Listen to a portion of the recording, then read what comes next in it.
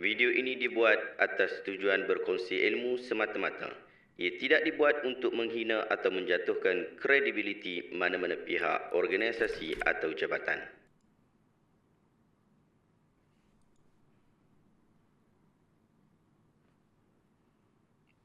Assalamualaikum warahmatullahi wabarakatuh. Saya Syihabuddin. Terima kasih banyak kerana anda berada di channel YouTube saya dan terima kasih banyak jika anda telah tekan butang subscribe. Kalau belum tekan butang berkenaan, tekan butang itu sekarang. Jika ada video-video yang bermanfaat, insya-Allah akan ada di feed YouTube anda. Baru-baru ni saya diberikan satu video berkaitan tentang amalan lepas salat fardu untuk mencerahkan mata. Jom kita tengok video berkenaan sama-sama.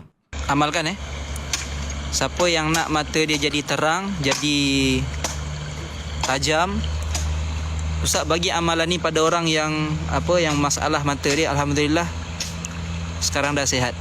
Banyak yang rabun, yang pakai kacamata sekarang dah tak pakai dah. Banyak testimoni katanya. Alhamdulillah. Buat selepas solat. Antum kena buat setiap kali selepas solat. Macam mana? Sama kaedah dia macam ni. Lepas solat baca la ilaha illallah. Ni Ustaz ijazahkan, antum ambil. Amalkan insya-Allah. Amalkanlah. Insya-Allah dalam sebulan akan berkurang sampai antum yakin tak pakai kacamata dah. Dia punya minus dia tu, dia akan berkurang.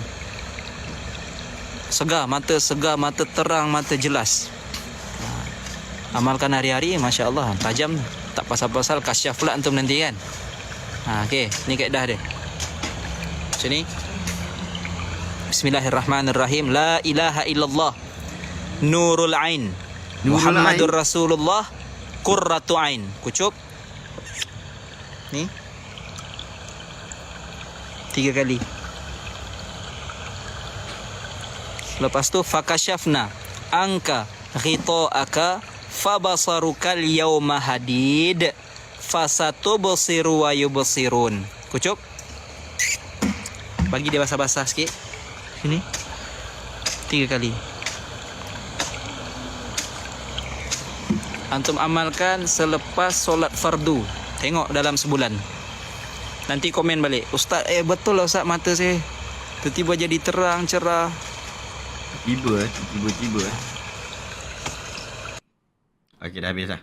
Alhamdulillah kita dah menonton video berkenaan. Jom kita berikan sedikit reaction berkaitan tentang video ini. Sahabat-sahabat, saya pun tak pasti kelayakan akademik Ustaz ni walaupun 2-3 kali video dia duk naik dekat kita. Anda boleh cabar diri untuk bertanya Ustaz ni sendiri tentang kelayakan akademik beliau dengan maksud dia belajar dekat mana dan apakah sijil yang dia ada. Kita nak tahu saja, moga-moga kita nak ambil manfaat daripada situ. Sahabat-sahabat, Ustaz ini ajak pertama sekali kena buat lepas solat fardu. Maksudnya kalau lepas solat fardu, kita solat dekat masjid, kita solat dekat surau, kita buat waktu tu. Yang kedua, genggam jari kupu-kupu. Cara macam ni. Yang ketiga, baca la ilaha illallah, nurun ain, Muhammadur Rasulullah, qurratun ain. Kemudian keempat, kucup genggaman tu. Kelima, sapukan dia ke bahagian mata kita, kedua-dua mata tu, bahagian ibu jari tu, bahagian kedua-dua mata. Yang keenam tu, baca ayat 22 surah Qaf dan ayat yang kelima surah berkenaan juga. Kemudian ketujuh, kucup sekali lagi. Biar basah pula. Lepas tu sapukan ke mata sebanyak 3 kali. Kelebihan yang Ustaz ni sebut bahawa power rabun kita ni, power saya 300, saya punya rabun saya ni 300 kiri dan juga kanan. Power rabun ni akan berkurangan sehingga sembuh dalam tempoh 1 bulan je.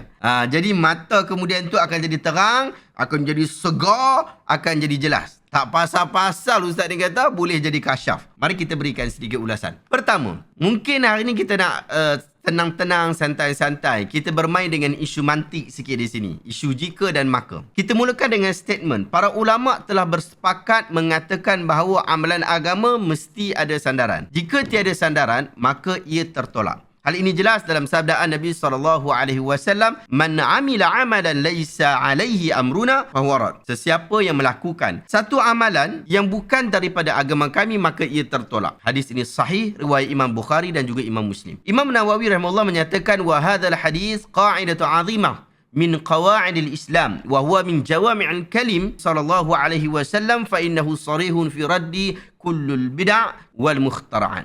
Hadis ini menjadi kaedah yang cukup besar dalam kaedah-kaedah Islam. Ia menjadi sebahagian perkataan Nabi SAW yang ringkas saja tapi padat. Ia menerangkan isu pada menolak setiap perkara bid'ah dan reka-rekaan. Anda boleh rujuk kitab Syarah Sahih Muslim oleh Imam Nawawi. Jadi, jika amalan mencerahkan mata ini termasuk dalam amalan yang disyariatkan, maka perlu dibuktikan kewujudannya. Jika tidak, ia hanya amalan yang sengaja menggunakan nama agama untuk menampakkan seolah-olah awak ni memang ustaz, awak ini memang alim dan awak ada keajaiban. Jika dikatakan amalan ini adalah termasuk dalam ruqyah asy-syar'iyyah, maka kita patut bertanya, adakah dia sudah mengikuti disiplin ruqyah syar'iyyah dengan betul? Dalam ruqyah syar'iyyah secara ringkasnya, yang dimaksudkan dengan ruqyah syar'iyyah ni jampi-jampi yang diizinkan agama.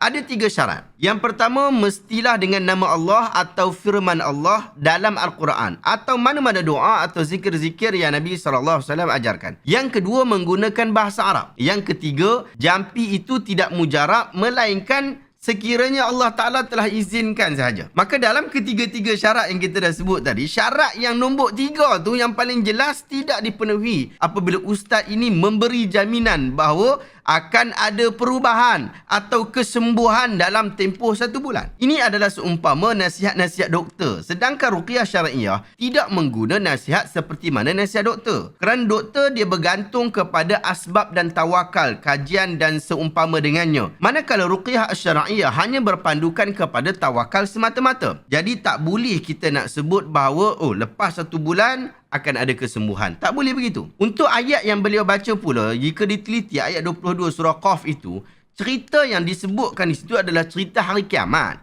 Apabila berlaku hari kiamat itu dan kamu berada pada waktu berkenaan, maka pada waktu itu barulah kamu mengetahui tentang kebenaran peristiwa berkenaan kerana telah menghadapinya sendiri. Ayat tu sikit pun tidak memaksudkan mata kepala kita ni. Sikit pun tak ada. Bahkan ayat itu tiada kaitan langsung dengan pandangan mata yang kabur atau seumpama dengannya. Tak ada kaitan pun. Kalau awak dekat dalam dunia ni, awak memang dah buta ataupun awak rabun, dekat hari akhirat nanti, ayat berkenaan terjadi begitu juga. Dalam pada waktu ketika itu, awak tetap akan diberikan pandangan. Pandangan awak akan celik pada hari berkenaan. Bukan membawa cerita dekat situ, cerita orang rabun. Tidak. Dalam tafsir Imam Al-Qurtubi lagi menarik. Dibawakan cerita bahawa orang yang diangkat pandangannya dan diberikan kejelasan tentang peristiwa itu adalah kelompok musyrikun. Ni lagi kan Imam Qurtubi sebut bukan kepada orang Islam yang memang sudah percaya dengan kewujudan hari berkenaan. Kedua, saya beranggapan sudah sepatutnya kita berhenti mengamalkan sesuatu amalan rekaan seperti ini. Bahkan yang sering disandarkan kepada hal-hal perubatan seperti ini. Jika kita nak buat juga amalan yang boleh mencerahkan mata, anda boleh bercelak dengan daun ismit yang disebutkan oleh Nabi SAW. Di dalam satu riwayat yang daif tetapi menjadi hasan setelah dikumpulkan beberapa riwayat yang lain yang menyokongnya, Imam At-Tirmidzi rahimahullah merekodkan di dalam kitab Asy-Syama'il Muhammadiyah bahawa Ibn Abbas radhiyallahu anhu dia cerita, kana Nabi sallallahu alaihi wasallam yaktahilu qabla an yanama bil ismin thalasan fi kulli ainin. Nabi SAW akan bercelak dengan ismit sebelum tidur sebanyak 3 kali pada setiap mata. Nabi SAW juga pernah bersabda, iktahilu bil ismit fa innahu yajlul basar wa yunbitu sya'ar. Bercelaklah dengan ismit kerana ia dapat mencerahkan penglihatan dan menumbuhkan bulu mata. Hadis-hadis ini anda boleh rujuk dalam kitab Syama'il Muhammadiyah yang saya sudah terjemahkan. Anda boleh rujuk buku ini, linknya saya letak dekat bahagian description. Apa yang kita boleh belajar daripada hadis berkaitan tentang celak ismit ini? Pertama, apabila Nabi SAW memberikan cadangan berkaitan tentang isu kesihatan, isu perubatan, baginda akan menjadikan the best practice pada zamannya sebagai panduan. Oleh itu dalam bab ini baginda mencadangkan celak yang khusus, iaitu celak daripada daun ismit. Pada zaman Nabi SAW, celak dengan daun ismit ini adalah cara perawatan, perubatan yang terbaik untuk masalah rabun. Maka pada zaman hari ini, kita juga perlu mengikuti sunnah berkenaan tanpa kita menggunakan ismit lagi. Iaitu sunnah mendapatkan rawatan terbaik dalam hal penglihatan mata. Banyak ubat, suplemen, diet kesihatan bahkan sehingga pembedahan untuk orang yang ada masalah penglihatan seperti saya. Kalau malah nak pergi urus, dapatkan nasihat khas di kedai-kedai cermin mata untuk selesaikan masalah penglihatan. Sebahagian kedai-kedai cermin mata ni, diorang ada pakar-pakar. Mereka ada terapi kesembuhan untuk masalah mata. Kalau tak sembuh penuh pun, dia boleh kurangkan masalah rabun itu dan juga masalah silau berdasarkan kepada terapi-terapi tertentu. Maka dapatkanlah nasihat-nasihat mereka ini kerana ia termasuk di dalam sunnah Nabi SAW. Dan telah terbukti teknologi pada hari ini lebih baik daripada teknologi pada zaman Nabi SAW, sehingga perubatan-perubatan zaman kini adalah lebih berbaloi ataupun lebih sesuai untuk digunakan pada zaman ini. Sahabat-sahabat, saya selalu ingatkan, bila sakit, jangan jumpa ustaz, jumpalah doktor. Kerana itulah yang diajarkan oleh Nabi SAW. Ustaz-ustaz ni, dia memang pandai mengajar. Dia pandai tahu ilmu, tahu bahasa Arab, mahir baca Al-Quran, hafal hadis macam-macam. Tapi bab optometri dan ONG pun kadang-kadang dia tak dapat beza. ONG ni apa dia, optometri pun macam mana. Dia pun tak tahu sebab mereka bukan kepakarannya seperti itu. Saya juga bukan kepakaran saya di dalam bab-bab sains. Apatah lagi kalau anda nak pergi tanya berkaitan tentang penyakit-penyakit kritikal, nak dapatkan rawatan bagi penyakit-penyakit kritikal, janganlah datang jumpa ustaz untuk berubat. Sebab ustaz tak ada ubat-ubat tu. Tapi kalau nak jumpa ustaz, mintalah doa, mintalah nasihat mereka. Boleh jadi mereka adalah orang-orang saleh yang doanya makbul. Walaupun tak adalah had kepada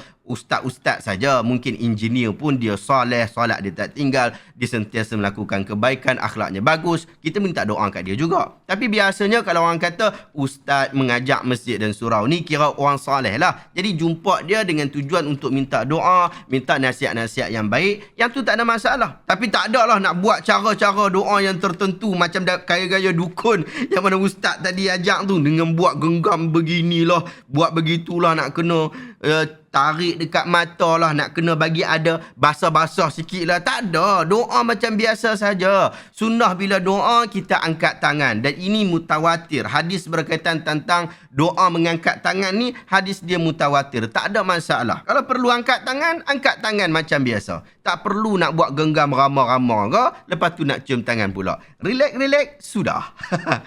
Wallahu ta'ala alam. Saya berharap anda dapat suatu ilmu yang bermanfaat pada hari ini. Jika anda rasa video hari ini bermanfaat, tekan butang share. Semoga orang lain juga mendapat manfaat yang sama. Terima kasih banyak. Assalamualaikum warahmatullahi wabarakatuh.